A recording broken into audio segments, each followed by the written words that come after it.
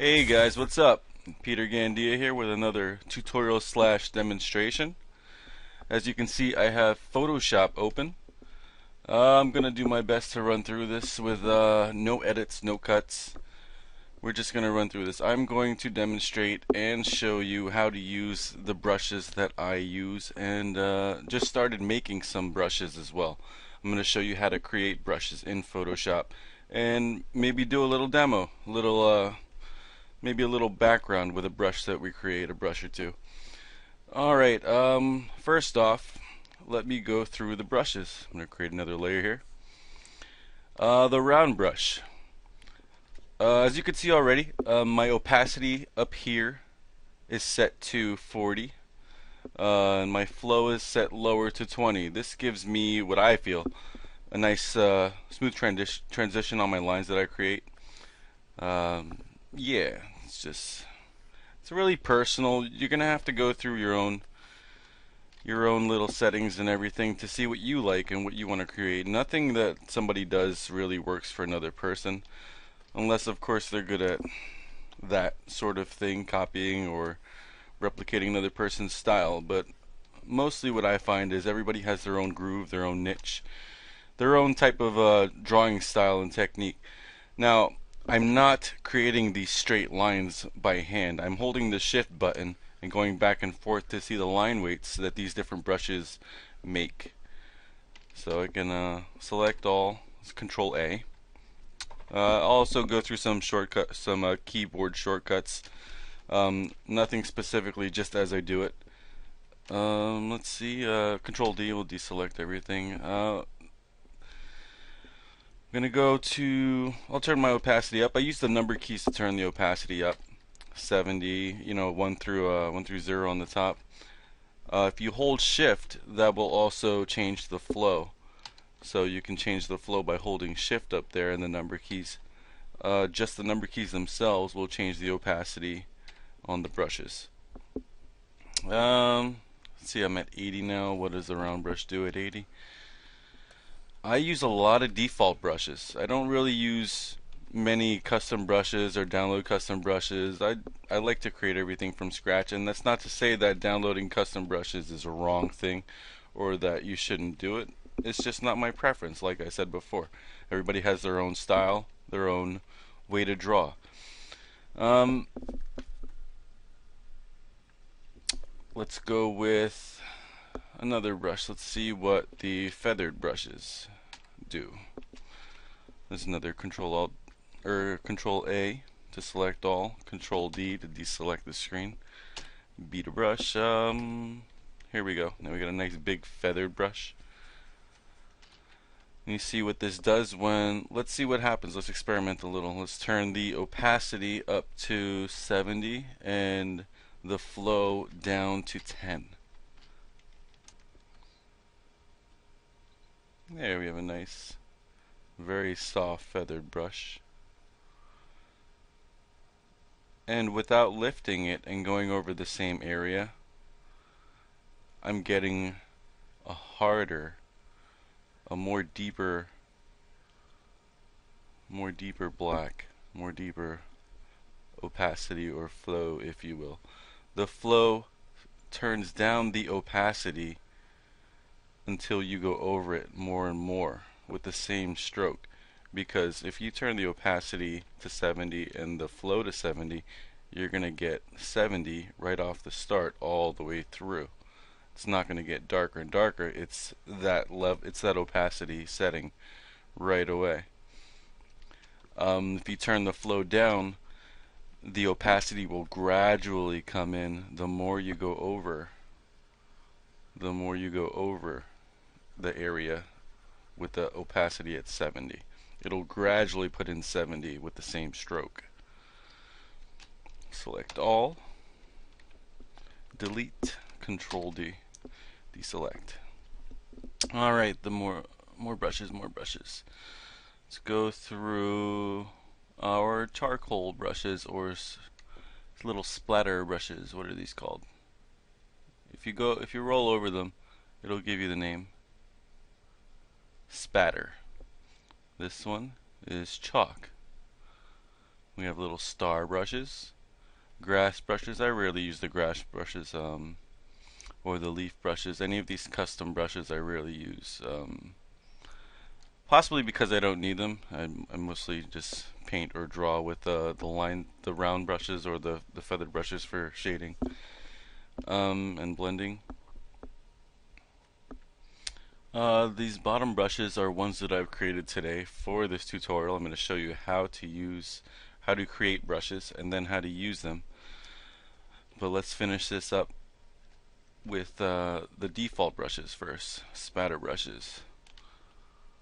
Let's make this big, and it's a nice effect. I should use a lot of these more, but I usually stick with the top default brushes. It's really not hard to create brushes. What's the puzzling part is about brushes is their application, when and how to use them. But creating brushes is not difficult at all. Select all, delete, deselect. So what you want to do is with your brushes, the default brushes, to get different effects, you can go into their settings over here. You can make it so that these brushes right here, the spatter brushes, on default don't have shape dynamics, which means they won't start off small with your pressure sensitivity. But if you turn that on, you can get pressure sensitivity.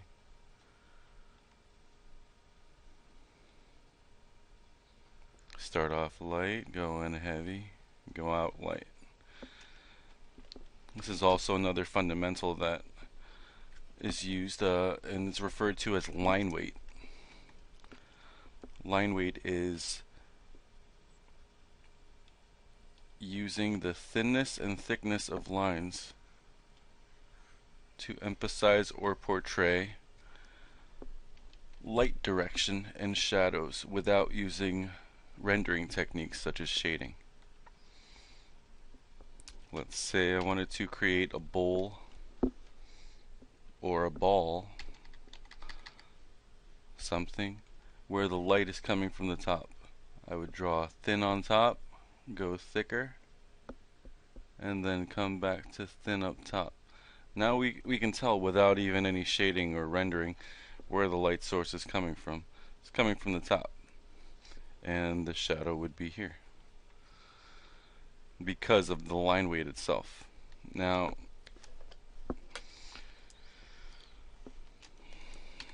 delete. I'm just going to keep all selected so that I can constantly delete. Let's go down to our chalk brush. This one is very useful in creating backgrounds and also textures. There we go.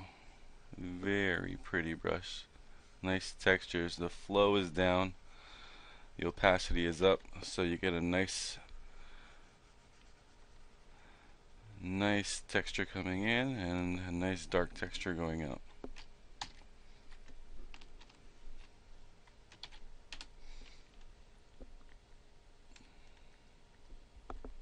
The shape dynamics, turn this down.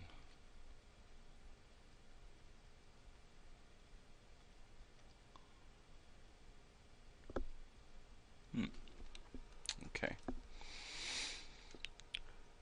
So that's pretty much all that I use as far as the default brushes go. I haven't explored much with the other ones, but then I'm still learning with the top half of the default brush box.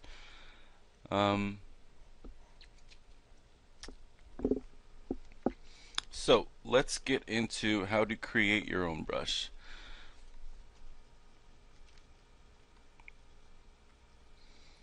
What I'm going to do is I'm going to open a new file, 1000 by 1000.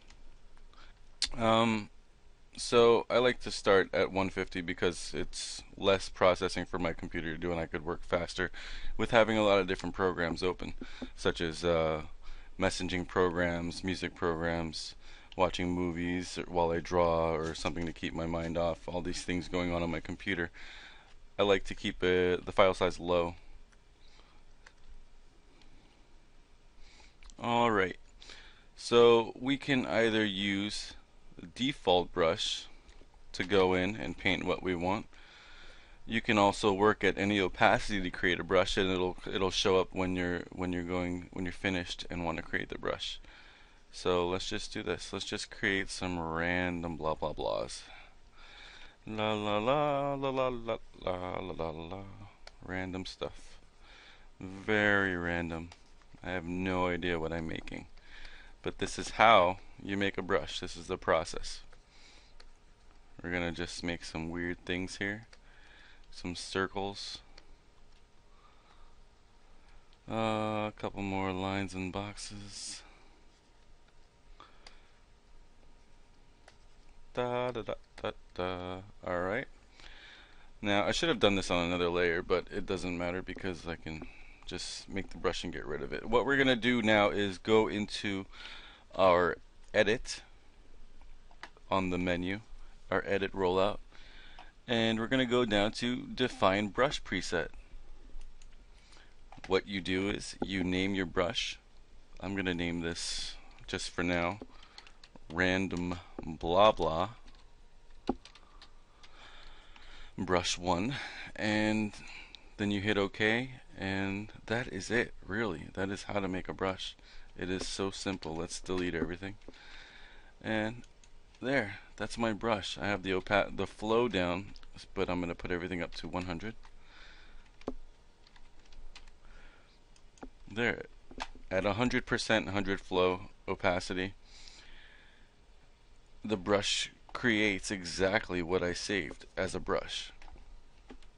Now we can go into another file, our previous setting, and we can set all up here in the brush settings, the brush rollout panel, different settings for our brush. We could put the shape dynamics on and make it so that it has a small or line weight to it, where we can brush pressure sensitivity. Sorry, that's what I was using. We can go up here to our shape dynamics, click that, and we can add pressure sensitivity to our brush so that it has line weight to it when we draw. We can do other things in it, change the diameter, we could change the angle of it so that it has a random angle, and we can set that to rotation if we want. And this is what our random brush is doing.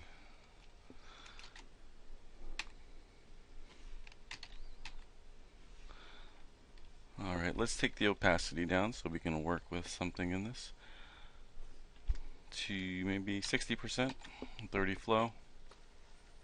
There we go. Now we could see some nice shapes and happenings inside of there. And we get all of these different shapes and ideas just from random brushes that we create, just from one brush. And then you can save this brush by going to your brush preset. Don't click on any other brushes yet.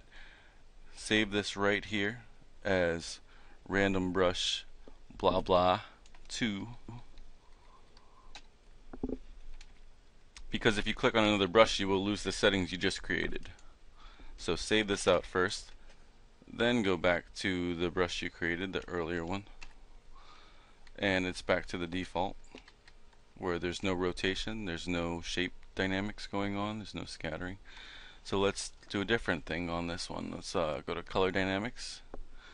Color dynamics will take the two different colors you have on your tools, on your toolbar over here. I have black and white selected. If you have other colors, the color dynamics setting over here will take those two colors and try to create a different stroke. It'll add white, the two colors that you have. If you have red or blue, it'll add red or blue strokes within, or colors within one stroke. But right now it's black and white, so it's kind of hard to differentiate.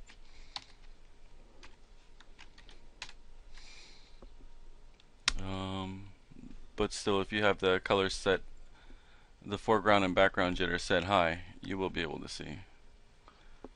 See, there's less black because it's throwing white from the background color. Turn the jitter up. Turn the hue jitter. There we go. You can see some of the black being covered because those are white brush strokes being added over top of them. And these are a lot of cool effects that you can make into your artwork or paintings. The color scattering. Scattering will throw a bunch of these brush strokes out of order. I'm going to take off color so you can see color dynamics. It's pretty much doing what it says. It's scattering the brush stroke. That little design we made that we saved as a brush, it's throwing them all around in different areas as you create your rear line.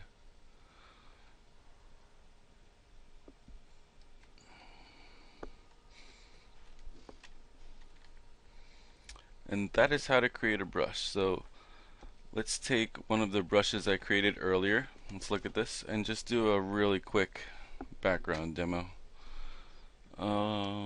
This little bad boy here. I created this brush earlier, and I really had no purpose for it. One of my favorite childhood movies is The Never-Ending Story. That was one of my childhood movies. So let's go with maybe a forest in the castle, a crystal castle or something like that.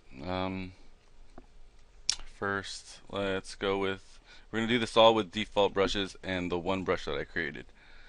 Let's go with nice,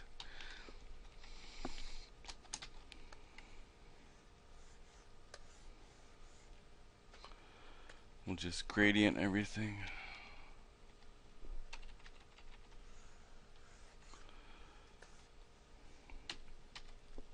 This is just going to be a really quick painting. And after this gradient, I will use this brush, only this brush that I created, just to show you how many things you can use one brush for. Let's create a horizon line. The crystal castle. Let's make a lake. Let's make a lake so it could reflect. Trees. Composition. The castle will be here. This will be here. I really don't care about the cleanliness of the drawing yet. I'm just getting the idea out, the thumbnail. Do. Usually have some music playing or a movie while I'm drawing, so forgive me if I make sounds while I draw. I like making sounds with my lines and my brush strokes. And to be honest, I'm not really that much of a painter. I'm not the painter type person. I'm more of a line artist. I love drawing lines. I started out with comic books. Sitting there in my room reading X-Men, Spider-Man. This was back in the 90s, early 90s, so Ninja Turtles was around, He-Man, all of the great cartoons, the great stuff that you just wanted to watch. Silverhawks, Wheel Warriors. A lot of people don't remember him, but Denver the Last Dinosaur.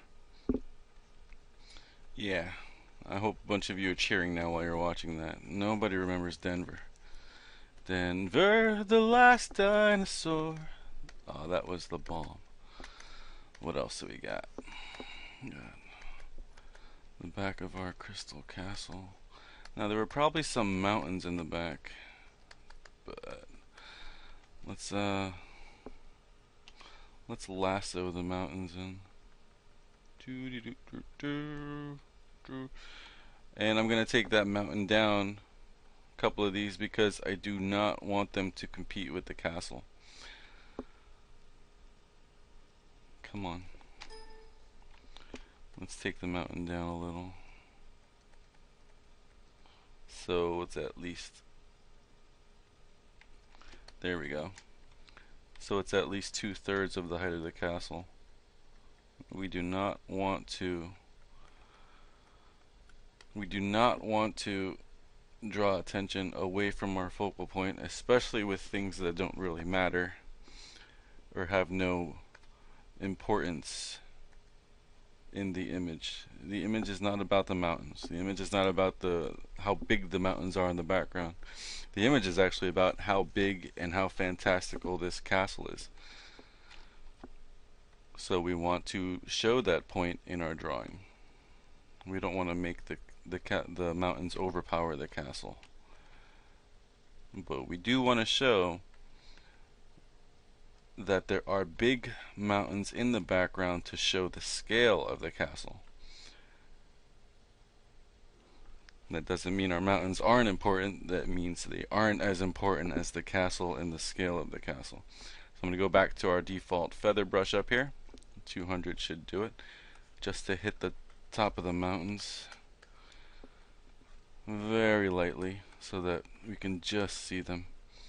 And we're doing this in gray scale because I want to show the values before I go into colors. If you go into colors first, this is just for the normal people, not for all of you prodigies out there. If you guys are prodigies and you can do everything and you're amazing and fantastic, awesome. I'm so happy for you. But this is for people who want to learn, people who will keep that mentality that they know nothing and constantly strive to learn. This is there we go. That's good. I don't want to do any more because then the mountains will look like they're closer than they really are. I'm actually going to grab some of this color right here, right next to the top of the mountains, and pull the mountains back a little because I went a little too crazy while I was getting worked up about prodigies. I'm fairly confident in my skill. It's one of the things that I am most confident about in my life. I'm confident that I can draw. I'm confident that I can create what people perceive in their mind or ask me to create from their mind and their imaginations or for a job. I always have something to learn. There's always something to learn. You can't sit there. I'm going to go back to our tree brush, I call it the tree brush now because it's creating nice trees. So deselect that. Back to what I was saying. I don't know how else to put it. There's too much to learn to say that you know everything. You're constantly learning something every day if you keep your mind open, to keep your imagination free for things to invade it. As far as, wholesome things or things that are of life or of to learn, not perverted things, or I don't even know what I'm talking about. Just feel free to let knowledge flow into your mind, and then you choose what to do with it. This brush creates some awesome pine trees. Just going straight up and down, it throws out leaves as if they were tall coniferous trees. Is that right? Deciduous or coniferous? Coniferous. No. Deciduous. No. Coniferous. No. Pine trees. We'll just say pine trees, okay? How about that? Let's go to our castle and create the silhouette of it. We're going to go back in after and detail that. But right now let's get the rough of this drawing out. Now this is a lake here, so we are having reflections. Let's take everything we have and put it down. We're on an angle where it's almost, we're on an angle with our camera where it's almost the same height. It's just a little bit. We're just a little, maybe 30 feet, 40 feet above the water, so that's close to the horizon line, close enough to the horizon line at this distance where we can see an almost exact reflection of what's going on in front. We'll take our lake, put some shorelines on the sides to close it off, naturally close it off. There we go. Now what I'm going to do is go back up to the feathered brush, and we're going to put some white, and this is a fogging technique. This will make things in the background seem further, so just play with that a little bit. Depends on how far you guys want yours to look. I want mine to look like the lake is a little bit longer now because I did that. Oh, I wish I saved it on a different layer because then I could show you the difference. It looked so much closer before when it was darker, but now that we did this fogging technique right here, where we played with this little bit of white in front of it, just made the lake so much longer and back.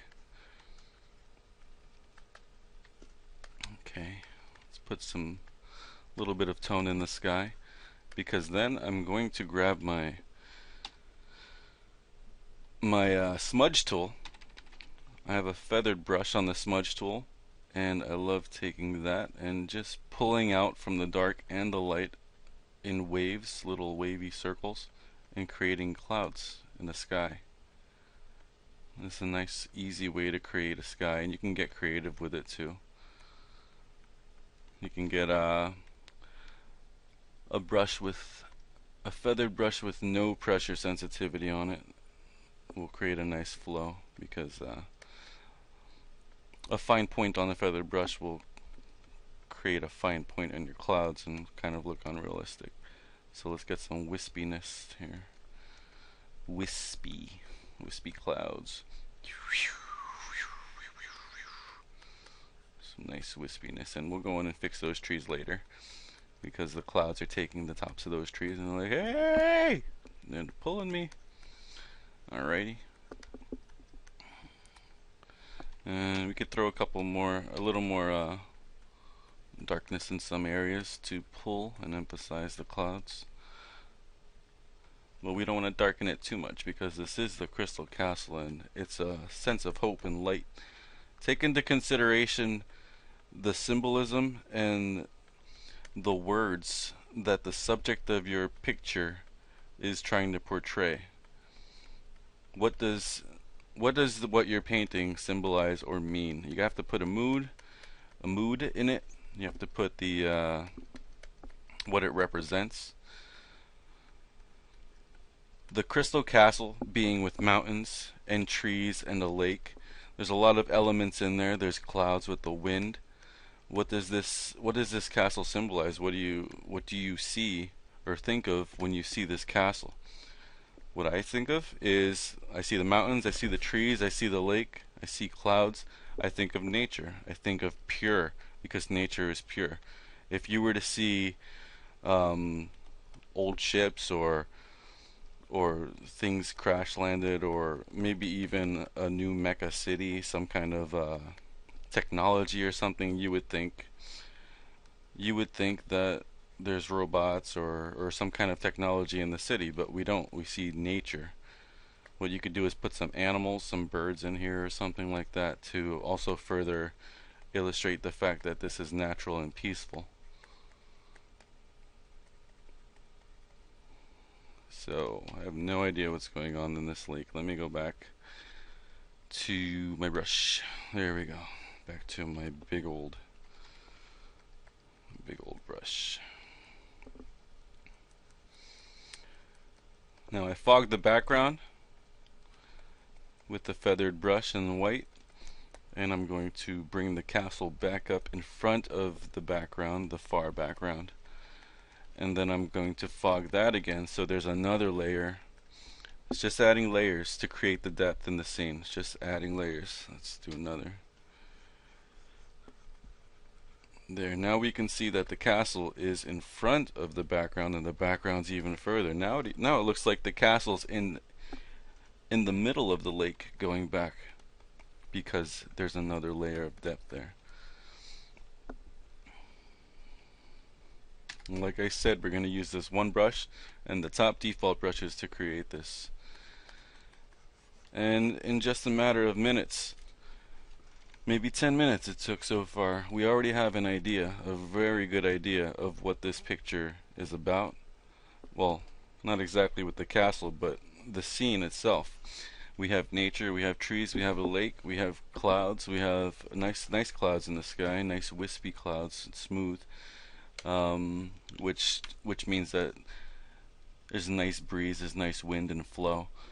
If the clouds were cloudy and bunched up and clumpy, it would probably symbolize something more like stormy or not so clear. Things are cloudy, hence the symbolism of the word cloudy. Um, yeah, let's go back to our lake. Let's throw a little bit of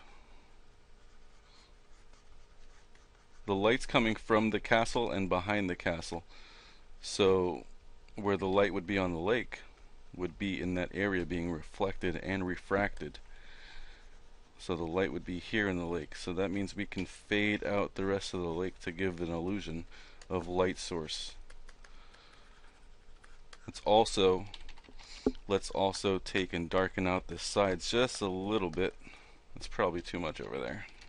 Go backwards. I like using the history brush. It's Control Alt and Z instead of just Control Z for undo. You can undo multiple times and set the undo in your preferences in Photoshop. And that helps a lot sometimes in digital drawing, not in actual painting and rendering on paper with pencil. You have to erase that manually and undo. See, now that we darken the sides, oops, sorry about that. Pull it back. Now that we darken the sides of our work, of our piece, we can see that the light source is indeed coming from the castle. This also helps with our illustration and the storytelling of it. This says that the light is coming from the castle, so it's a beacon. It's a beacon of hope, a beacon of light, and please come here. It's drawing your attention. It says this is where you want to be. This is where all the good stuff is. This is where the light is. Don't go into the dark forest over here. Don't go over there. Don't go over here either. Come into the light. Carolyn. But yeah, so this is where the light's at, and I'm probably blowing that up way too much, but it's gonna be okay because that's pretty much what the Crystal Castle looks like. It's all lit up and bright like that. I'm gonna take my default brush up here, my round one. I'm gonna go into the castle now because I want to create my background, more detail in my background before I put a foreground up in here with trees and lots of different things to block the castle in the view or most of the background. So I'm going to go up to my default round brush up here. I love these brushes, the round brushes. I'm going to make it a little big so that you can see what's going on. Here's my round brush. Go to black. There we go. Is my round brush. I'm going to go to my brush tip shapes over here, and I'm going to rotate it and squeeze it so that I have a thin brush. There. Now I have a thin brush. And then I'm going to rotate it so that it's straight up or straight out, because one of these ways is good. Either one of these ways is good for creating objects straight up and down as far as buildings or something man-made is concerned. Nature is wild. Nature has its own method of growing and creating things, but man likes to build in straight lines. So I'm going to use this brush, and I think I'll use it sideways. I think I'll make it a horizontal flat round brush. There we go. That looks good. And I'll create my castle because I have the base now. So I'm just going to go over and start painting. Start painting my castle, just the basic shape.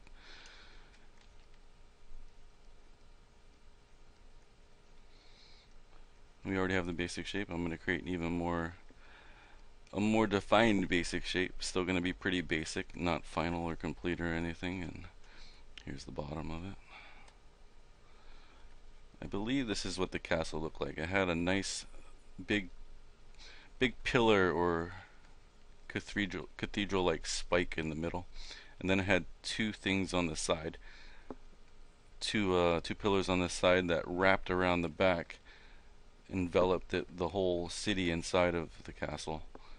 And then the light was in here. The light was in the middle, coming out, kind of like Kind of look like a bishop or something with shoulder spikes.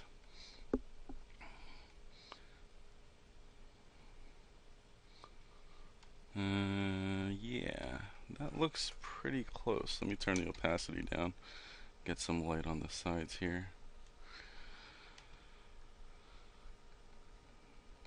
Right, right. Okay. Now, another method you could use instead of recreating the whole structure is to select the castle, copy to a different layer, flip it upside down, and then squeeze it to where you had the top of the castle before. Yep. Now, since it's on a different layer now, we can see over here, I put in a different layer so that it wouldn't interfere with the background that I already had, because I'm going to do some manipulation methods to it.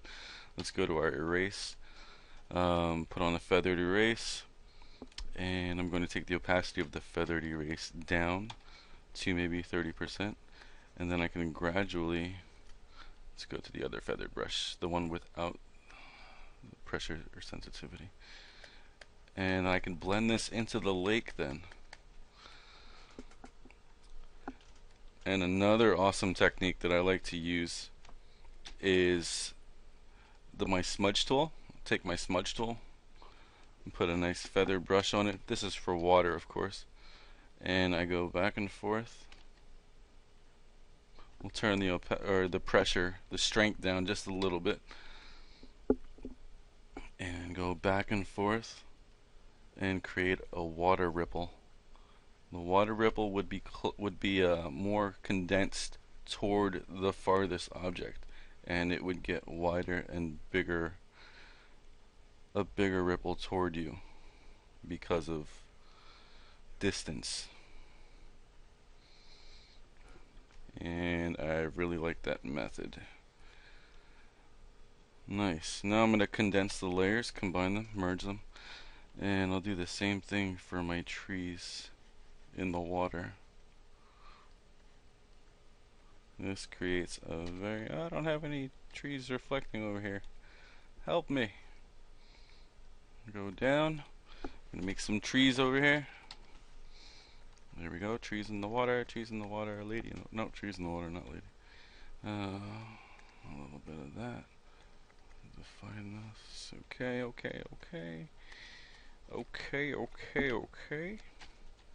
Alright. I'm gonna go to the white and put a little bit. Here's the light source coming in from the background and from the castle. The castle is illuminating a lot of light. Let me show some more light coming off of the castle. Use my feather brush down in the middle, and now I'm blending in the light coming from the castle. Now this might not be an exact replica of the castle from the Neverending Story, but this is another version or conceptual piece to illustrate my idea of the castle, or what I remember of it. I do not have any reference material opened.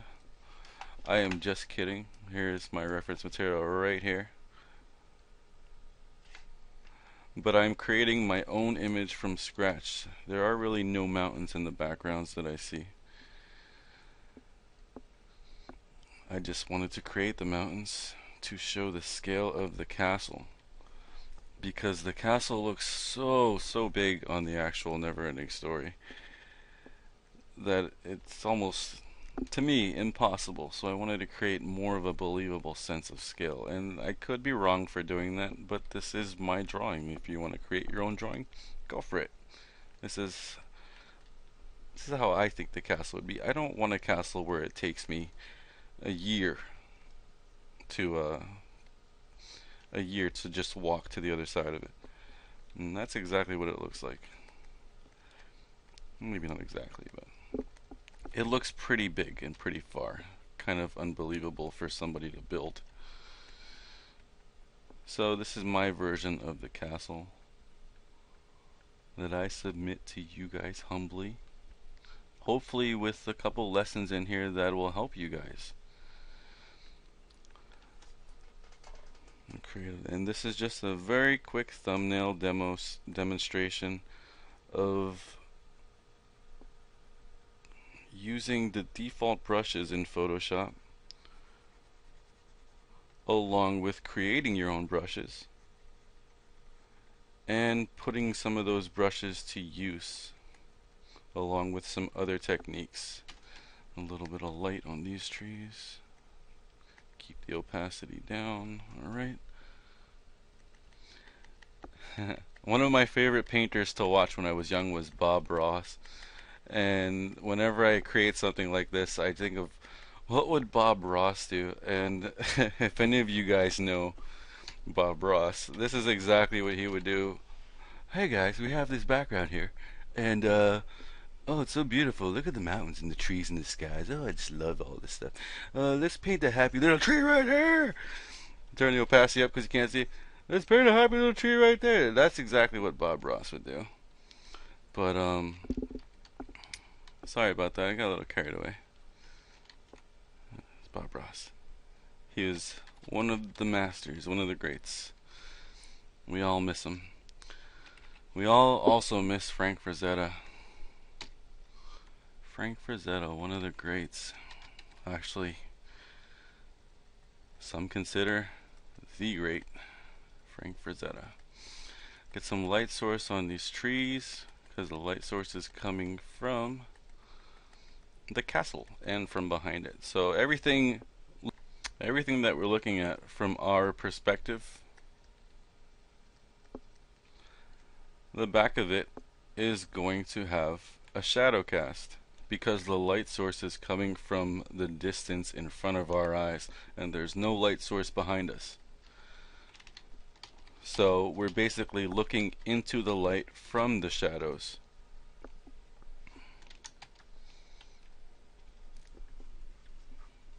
This is another technique that is used for values, for creating values in paintings and artwork or conceptual design. To see the forms of things, you have to most of the time use extremes of lighting from one side to the other, from left to right or front to back, and we put the camera in an area that would show the best contrast in things so that we can see all kinds of relations. It's about the relation of things. It's about how far is that tree from that tree, or how far are the trees from that mountain, how far is this castle from that mountain. And the only way you can see that is by creating a relationship in values. And values pretty much mean from dark to light. So as I wrap this painting up, just want to further reiterate what we covered. We covered brushes, the default brushes in Photoshop. We covered how to create your own brushes. We covered how to use these brushes, and we did a little demonstration on, and I hope you guys can pick some of this up, because when I watch tutorials online or other artists like Feng Zhu, Scott Robertson, these guys are amazing. You go to their channels, they're so good.